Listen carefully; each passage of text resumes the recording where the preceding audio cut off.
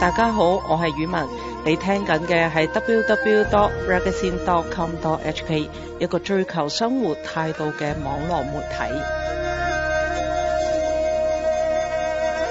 好似少個 W。係咩？我覺得好嘢喎，你哋兩個。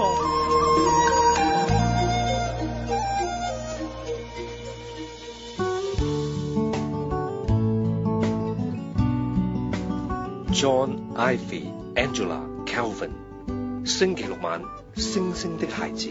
孤獨見到我，從來也沒有孤獨過。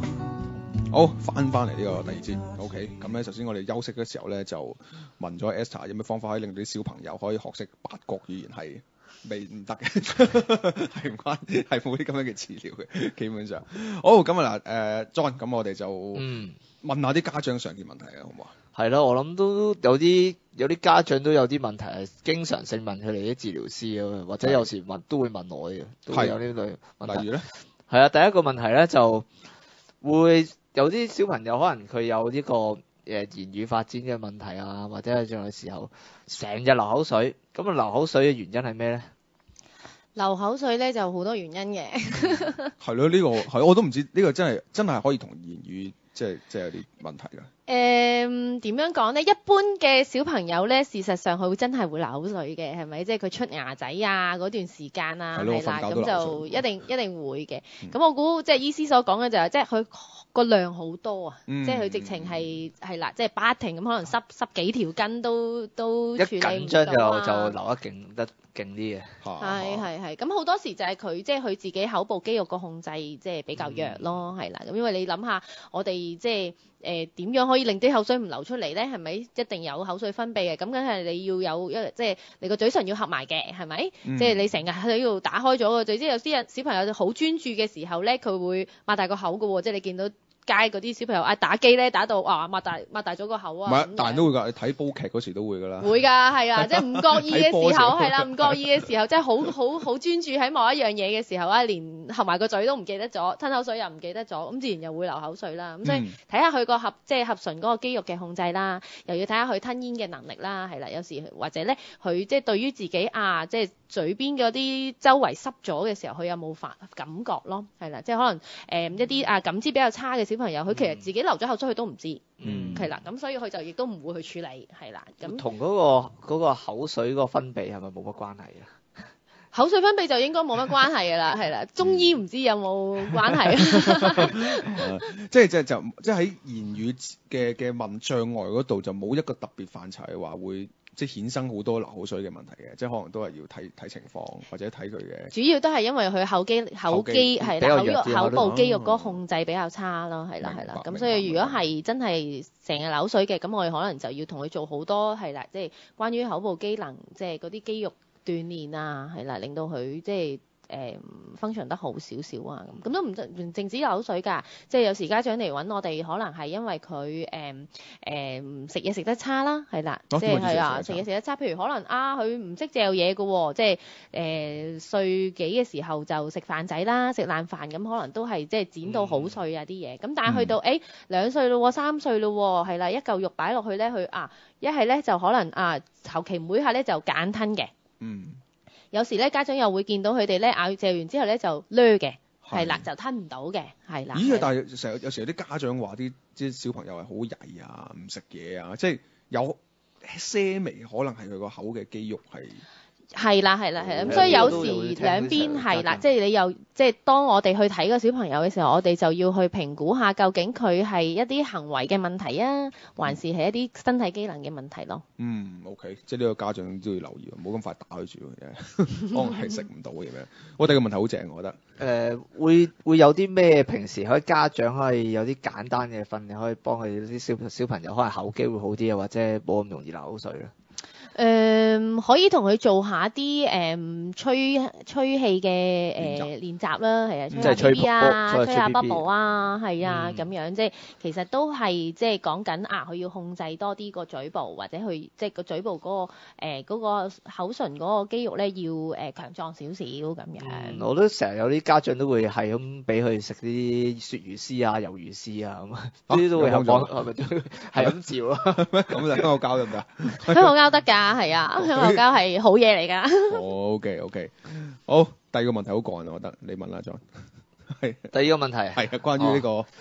咁就係話啲，因為咧而家香港好多即係都啲阿爸阿媽都要翻工啊，冇錯，係啦，都好難係通常一係就俾啲阿婆啊奶奶啦，係奶奶湊，一係咧就好多時咧都會請一啲有奶奶都係一定有賓賓㗎啦，係都係有賓賓，一定有賓賓嘅，係啦，咁賓賓咧咁通常都係佢我諗賓賓。我諗都有一部分嘅賓賓可能係唔一定係完全識講即係廣東話嘅，或者都講得唔正嘅。咁通常都係會中英夾雜嘅呢啲個環境。係。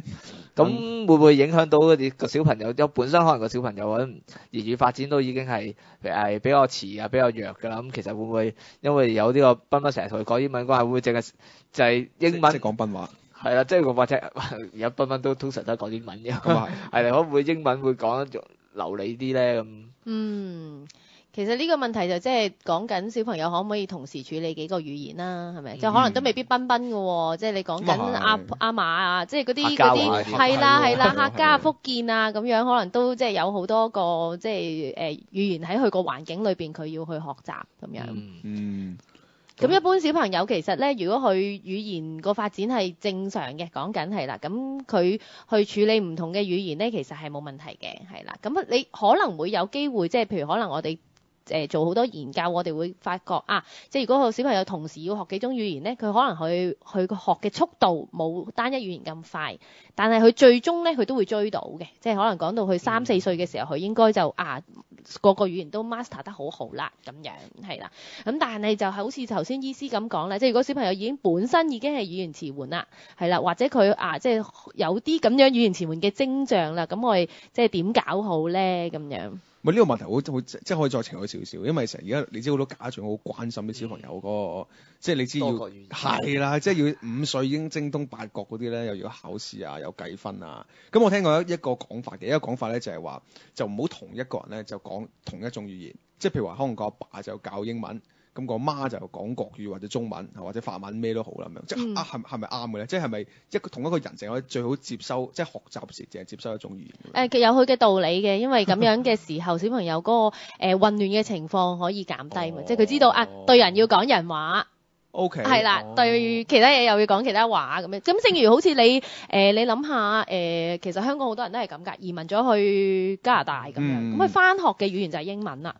即係佢知道喺學校入邊就係講英文啦。唔係，我都去加拿大翻嚟，都係講中文㗎。因為佢屋企講中文啊嘛，係啦，咁佢就會分得好開咯，係啦，即係將兩樣嘢越拆得分得開咧，咁個小朋友個混亂情況就越少。咁其實理論上咧，就真係佢會容易啲去學嘅咁樣。即係賓賓唔緊要嘅，即係你佢講翻，即係如果你覺得賓賓啲英文唔純正嘅話，你自己額外再同佢講翻啲純正英文。係啦，即係你唔好依賴阿賓賓去教佢英文咯，千祈唔好有呢個觀念先係啦，即係佢個賓賓翻嚟係請佢做家務，就唔係做佢嘅語言老師噶嘛，係咯，即係唔係去教佢語言噶嘛。因為佢啲有啲家長都好擔心，就係個小朋友咧，即係永遠就係識講 ABC 啊，咁但係你其他嗰啲即係嗰啲廣東話啊、中文你都好似都冇聲出，咁究竟係咪即係因為跟個工人姐姐多咧，咁就淨係識講啲英文咧咁咯？其實就唔關事嘅，OK，你知啲家長而家就好中意好早催谷晒你學識好多語言㗎嘛，有冇可能會催谷過度嘅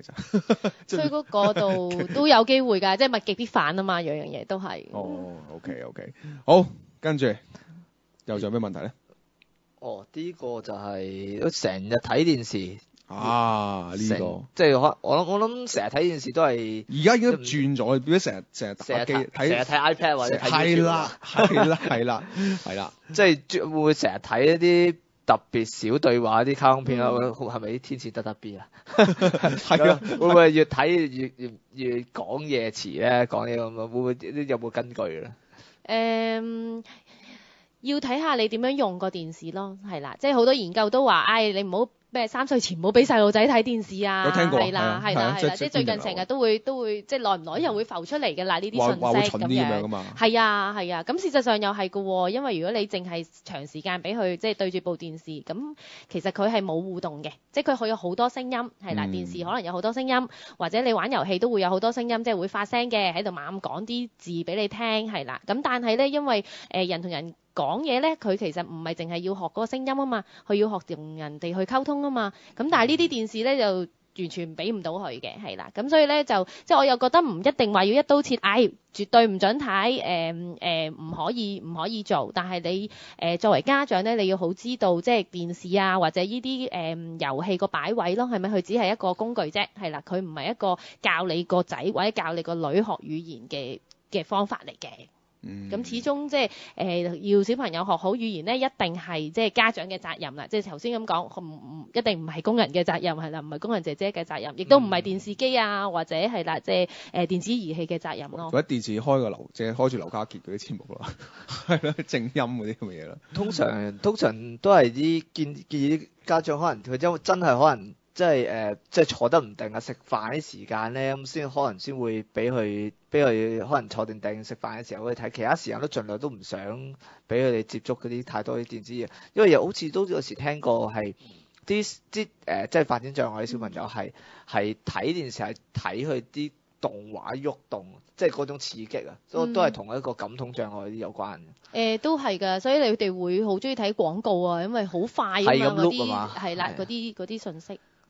OK， 好，跟住呢第4大嘅家長問題 ，OK， 就關於呢個黐脷根問題喎。係。咁咧就係好多家長可能都會見到個小朋友講嘢唔正，係咪就係一定係黐脷根咧？咁啊就即刻帶咗去剪一剪咗你。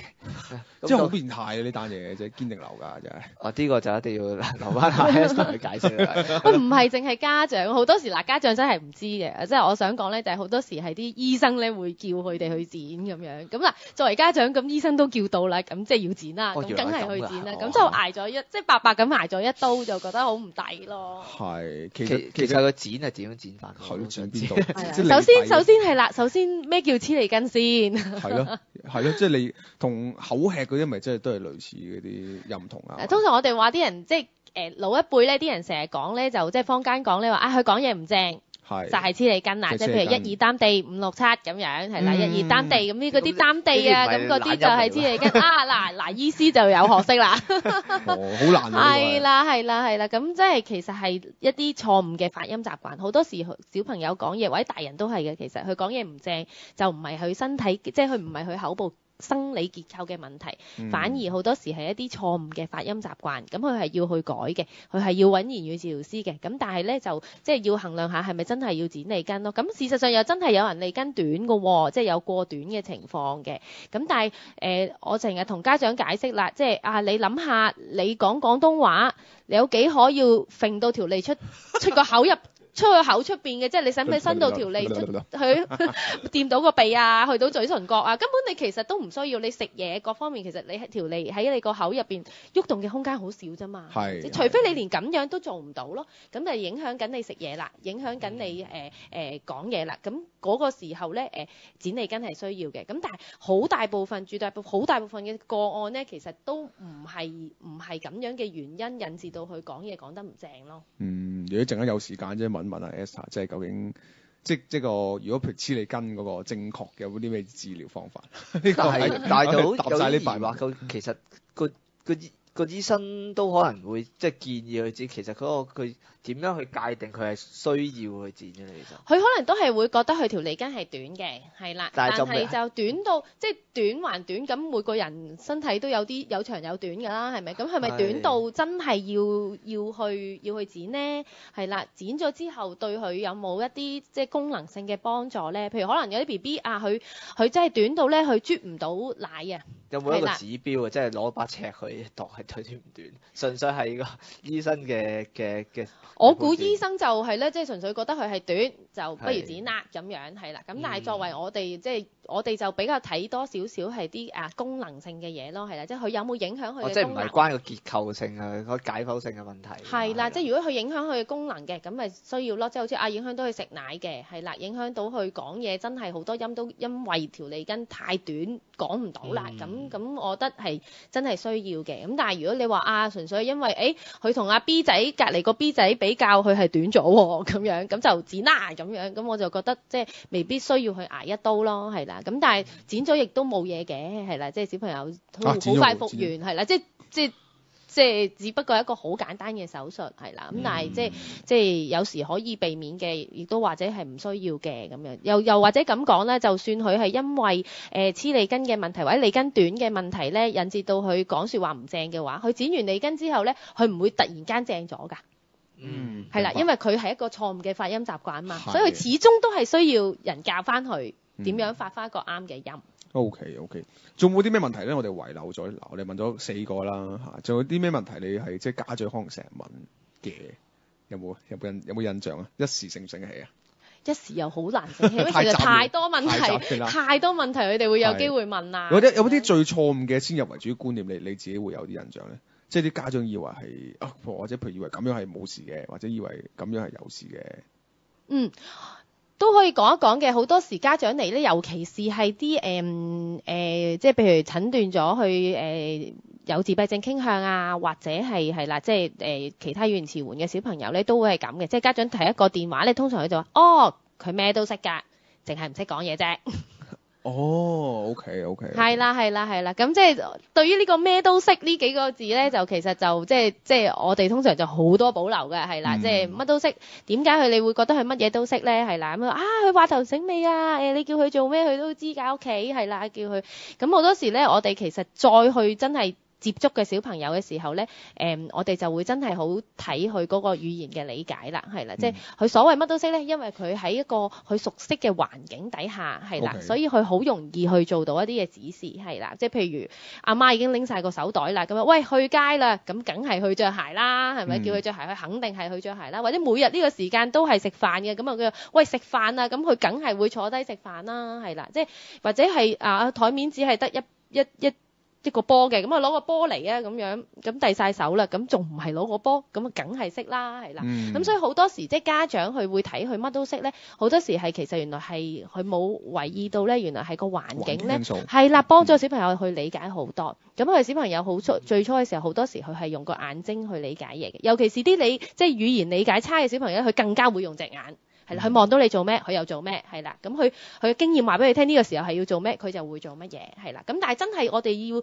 抽翻起出嚟撇開晒環境嘅因素，睇佢真係喺語言裏邊去明白啲咩嘅時候咧，好多時咧佢做完個評估，佢會發現，原來佢真係個理解能力都好弱喎，咁樣。咁所以唔係淨係佢講唔到嘢，就係淨係講唔到嘢咯，係啦。我哋好多時再掘深啲咧，你發覺唔係淨係單一講嘢呢個問題嘅咁樣。嗱，呢個好有興趣問下我諗知道有兩部分啲家長或者聽眾有興趣知究竟你點樣測試㗎？即係會唔會我屋企都可以幫啲小朋友測下？呢個都值得就，因為成日聽啲家長講，即係咧做個評估咧，即係兩個嘅差異都好大。一個話就話我個仔嘅理解能力可能遲1年，另一個咧就話遲2-3年喎，個分野都可以好大。究竟係嗰個評估同埋嗰個中間嘅治療係可以點樣嘅？評估先啦，講下通常係點？可唔可以輕輕講下點樣做法嘅？嗱，通常如果小朋友嚟到即係譬如嚟到見言語治療師做評估咧，通常我哋都會睇幾樣嘢嘅，係啦。第一梗係問下佢個 history 啦，係啦，即係佢自己譬如可能家族嘅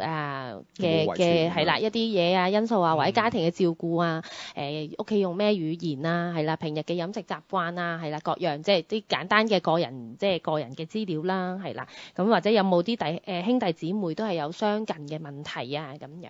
咁真係落到個仔度嘅時候，我哋會睇啲咩咧？我哋都會睇幾部分嘅，係啦。咁尤其是細嘅仔咧，我哋頭先講過咧，好多時佢未講嘢之前咧，咪有一紮嘢佢要學識嘅，係啦，嗰啲我哋叫做語言前技能啊嘛。咁我哋就好多時都會先睇咗嗰啲先，係啦。例如佢點樣玩玩具嘅咧？佢識唔識跟你做一啲嘢咧？係啦，佢會唔會理解到啲好簡單係啦環境性嘅指令咧？係啦，咁呢一紮嘢做又會睇下啦。咁另一方面，我哋就真係落翻去語言咧，我哋就會睇下佢究竟語言理解我哋叫做佢明白一啲乜嘢嘅指示係啦。譬如其實每一個年歲咧，佢都應該有啲指標㗎嘛，係咪？譬如可能去到2歲度，佢應該有啲譬如顏色一啲概念、抽象概念嗰啲嘢，佢要掌握得到啦，係啦。或者咧去到3歲咧佢要聽下啲3個部分嘅指令啦，係啦，嗰啲指令咧都相對會比較長，佢能唔能夠做到咧？咁樣咁通常我哋就係即係有個 checklist 啦，你可以叫做係啦，或者有個評估嘅工具，睇下佢佢理解個能力去到相等於幾多歲嘅小朋友咧，佢可以做到啲乜嘢咧？咁樣即係主要都係睇啲反應嗰啲咯。係啊，主要係睇佢係啦，可以做到啲咩俾我哋咯，即係我哋俾啲指令佢能夠做到幾多咧？係啦，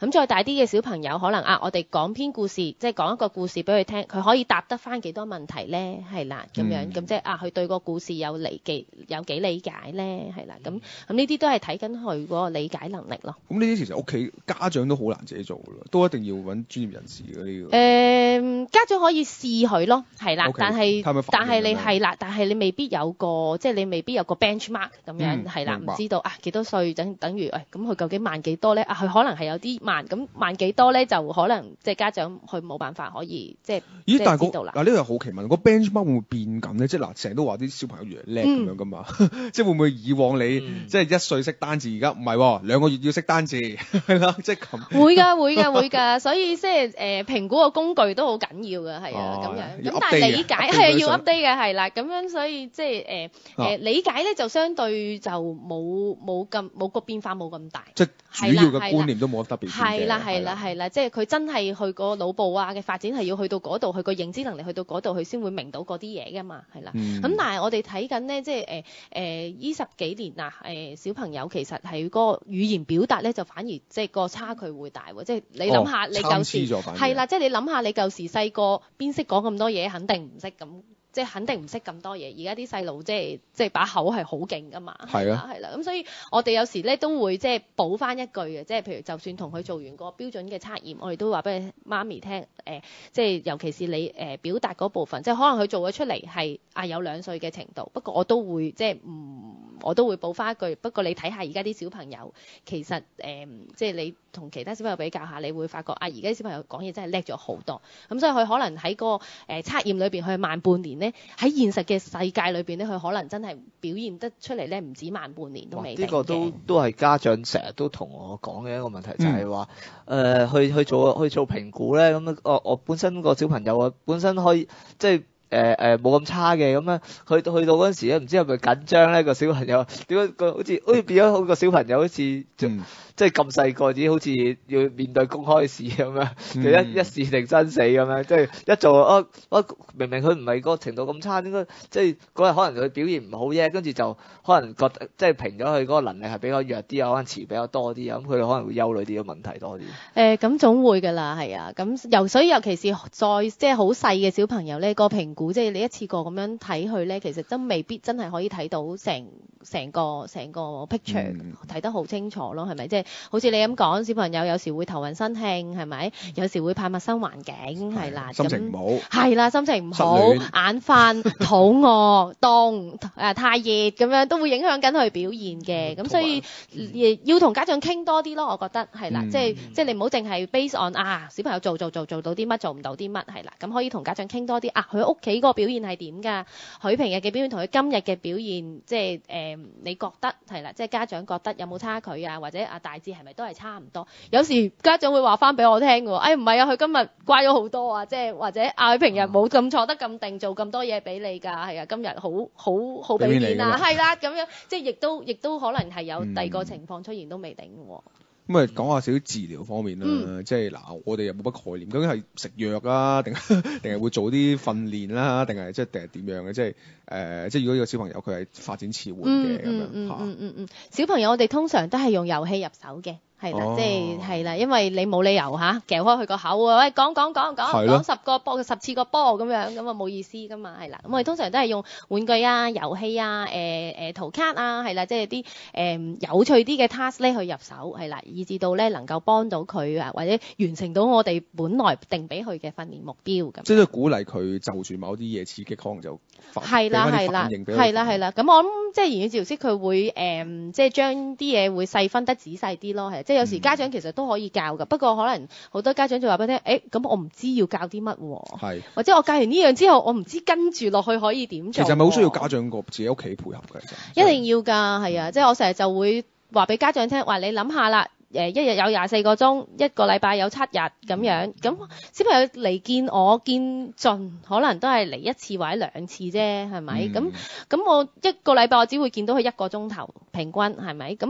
佢剩餘啲時間點咧，係咪？佢唔會因為佢見咗我1個鐘佢就會有進步㗎喎。如果係咁我神仙啦，係啦。呢個都會成日都會即係同啲家長講，就係可能去做每一次嘅治療，除咗係真係個小朋友喺個鐘頭裏邊學嘅嘢，自己都要喺嗰段時間裏邊去學識一啲技巧，等佢翻到屋企去同個小朋友去做一啲訓練咯，或者一啲教，即係唔係佢做完訓練之後翻嚟就又係對住個彬彬姐姐，跟住彬彬姐姐又唔識嗰啲技巧噶嘛。係嗱，呢個問題咧，我都即係應該都好難有絕對答案，但都想問，即係譬如話即係等啲家長有得安心啲，即係譬如話佢可能2-3歲或者1歲發現咗嘅，咁可能佢言語治療啦，咁。如果譬如想問，譬如可能去到6歲之前啊，去翻正軌個機會係咪都唔細？或者即係如果去翻正軌啦，係咪之後就應該都好似正常人一齊發展咁樣？呢個問題係每一個家長，差唔多每一個家長嚟去評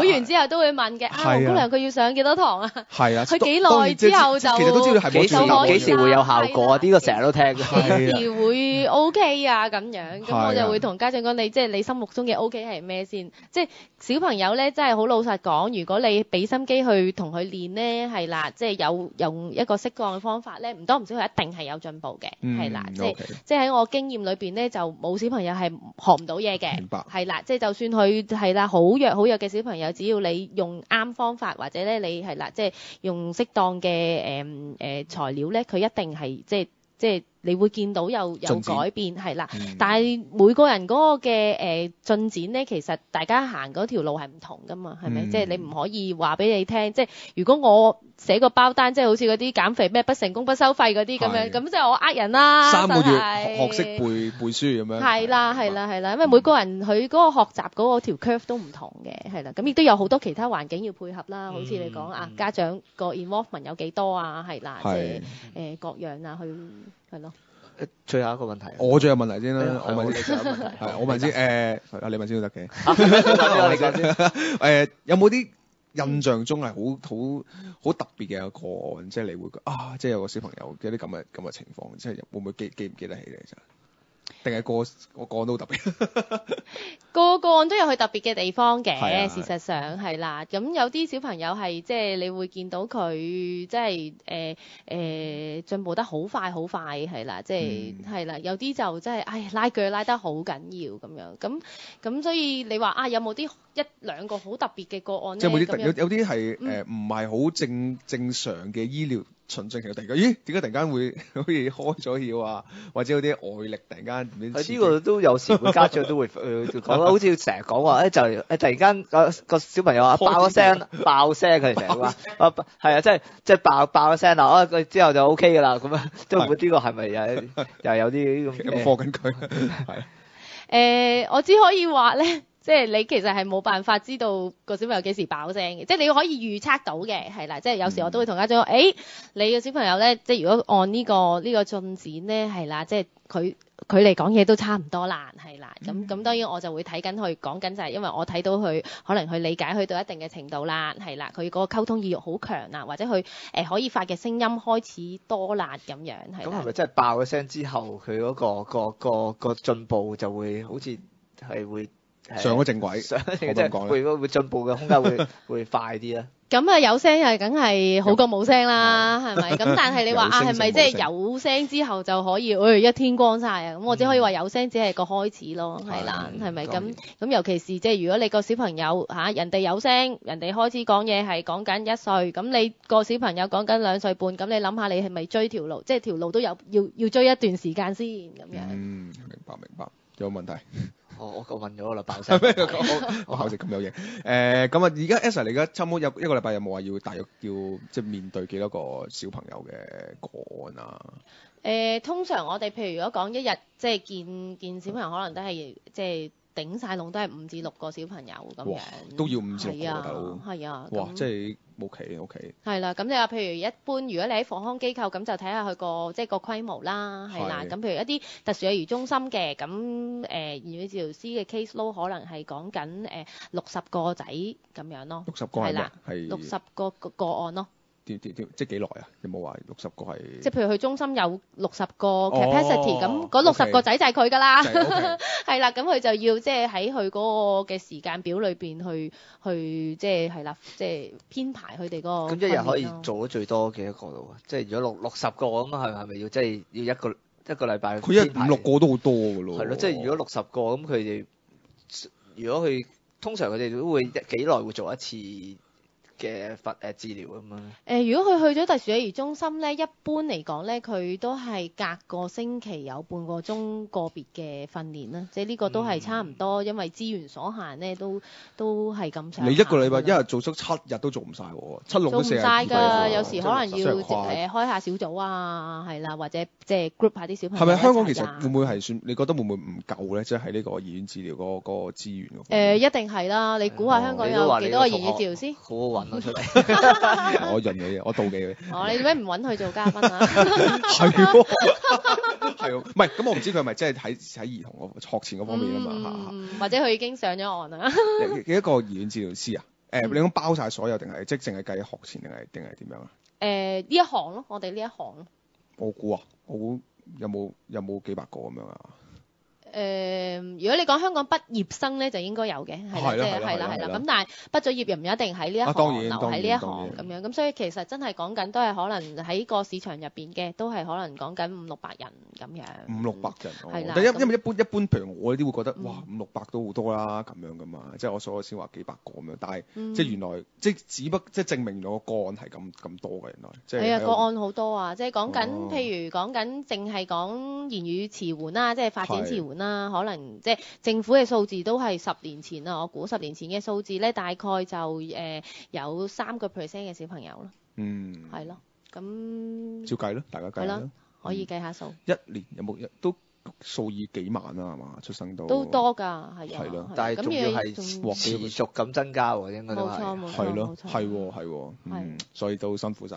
咁啊，唔該晒Esther啦，即係希望大家嚟緊之後可能再有需要 Esther 你係啦，再可以邀請佢過嚟上嚟。係啦，如果有啲網友聽眾有啲咩問題都可以即係俾我哋或者俾嘉賓都。